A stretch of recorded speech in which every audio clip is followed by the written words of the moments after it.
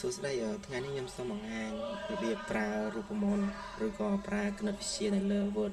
តែ Word យើងអាចប្រើបានគណិតវិទ្យាខ្លះតែវាមិនអាចឲ្យវាបានគ្រប់ function ដូចក្នុង Excel ទេតែវាអាចគ្រាន់ប្រើត្រាខ្លះដែលអាចប្រើបានដូចបូកដកគុណចែកចឹងណាអញ្ចឹងដំបូងឡើយគឺយើងទៅមាន table វាយើងបង្កើតបានមើលថាយើងឲ្យបូកដកគុណចែកតែយើងអាចវិជាបានព្រោះថាយើងមានត្រាងមួយចឹងយើងអាច insert មកយើងមានត្រាងវាមានត្រាង3មាន3ទី1យើងមានឈ្មោះ name ទៅទី2ចំនួន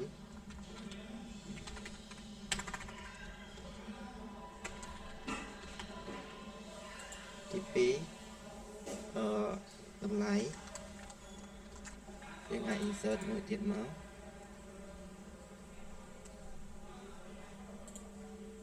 នេះយើង total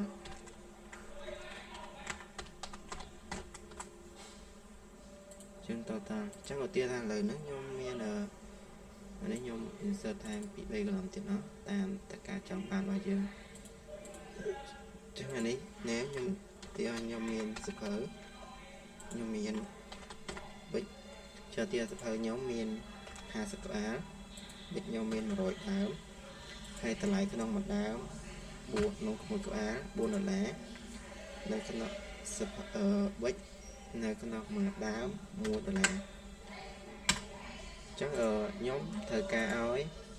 ខ្ញុំចង់បានឲ្យយក50នេះគុណជាមួយនឹង4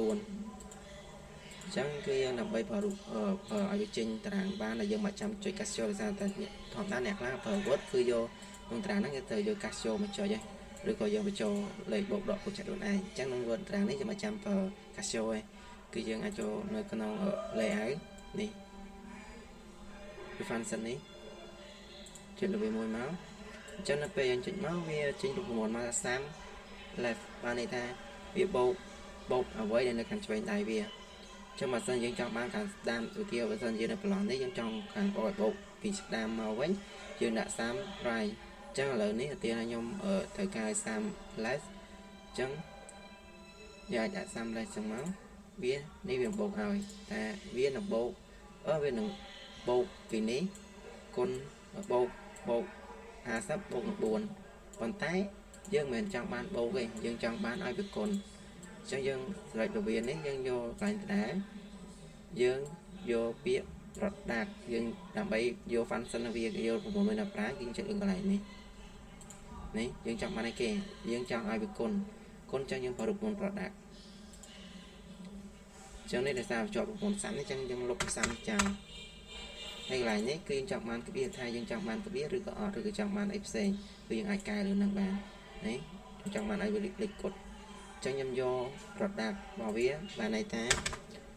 ខ្ញុំឲ្យវា product ពីឆ្វេងមកឲ្យតែមានលេខពីឆ្វេងមកវាគុណឲ្យខ្ញុំទាំងអស់ចឹងអូខេមកចឹងនេះចាំបាន50គុណនឹង4នេះស្មើ200ចឹងនៅខាងក្រោមនេះយើងមិន copy យើងអត់អាចទាញមកដូចក្នុង Excel បានទេណាគឺយើង copy មកវាយើង copy ពីនេះមកដាក់នេះបានន័យថាយើងយករូបមន្តច្រើនរូបមន្តហ្នឹងមកប៉ុន្តែដល់ពេលយើង copy មកអ្នកទាំងអស់គ្នាប្រកាសជាឃើញលេខ200អត់ដូរអញ្ចឹងអ្នកទាំងអស់គ្នាគិតថាចងអត់ត្រូវអញ្ចឹងដើម្បី update វាគឺយើងចុចលើវាមួយមកហើយយើងចុច mouse ស្ដាម right click យក update field អញ្ចឹងនេះវានឹងគុណឲ្យ1គុណនឹង100អញ្ចឹងទីឲ្យខ្ញុំដូរនេះ50អញ្ចឹងវាក៏អត់ update ឲ្យដែរអញ្ចឹងទៀមទាចុចលើនេះវាពី update នេះអញ្ចឹងនេះគឺជាចំនួន total ហើយវាប៉ុណ្ណឹងប៉ុន្តែខ្ញុំចង់បានឲ្យអាពីរនេះបូកចូលគ្នាទៀតអញ្ចឹងកន្លែងនេះយើងត្រូវមាន total មួយទៀតមែនទេអញ្ចឹងយើងអាចមើលវានេះ total ដងទៀតយើងត្រេតាមទំហំដែលយើងចង់បានមកនេះហើយនេះយើងចូលនៅក្នុង layout ដដែលយើងយកផ្សាំបានហើយយក below យកវាឲ្យបូកពីខាងលើនេះឲ្យតែមានខាងលើនេះគឺវាបូកឲ្យហើយ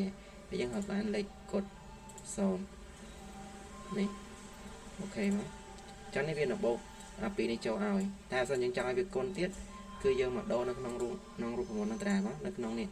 យើងចង់បានឲ្យវាគុណចុចលើ product មកឬក៏ចង់យកមីលម៉ូមរបស់មួយហ្នឹងគឺយើងចុចយក function យករូបមន្តនេះមួយមកឬក៏ចង់បាន maximum ចូល maximum យើងយកដាក់មួយហ្នឹងមកអញ្ចឹងនេះគឺជារូបមន្តខ្លះដែលយើងអាចប្រើក្នុង Word បានប៉ុន្តែដូចជាមានរូបមន្តតែប៉ុណ្ណឹងទេចាំបើសិនជាអ្នកទាំងអស់គ្នាអាចចង់ប្រើអីអាចយករូបមន្តហ្នឹងយកមកប្រើបានអញ្ចឹងតបមកយើងឧទាហរណ៍យើងចង់បានប៉ុណ្ណឹងហើយយើង print គឺយើងអាច print បានយើង print នោះវាចេញធម្មតាប៉ុន្តែមានកុំព្យូទ័រខ្លះវាមានបញ្ហានៅពេលយើង print មកអត់ចេញលេខនឹងចេញទៅជារូបមន្តវិញយើងអាចចូល display តិចយក update field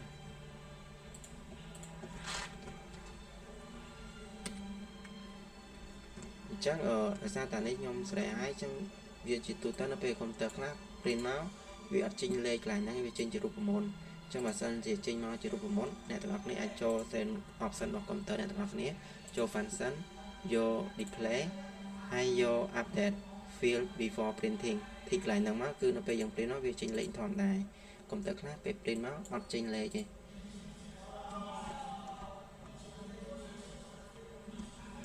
បាទសូមអរគុណអ្នកទាំងអស់គ្នា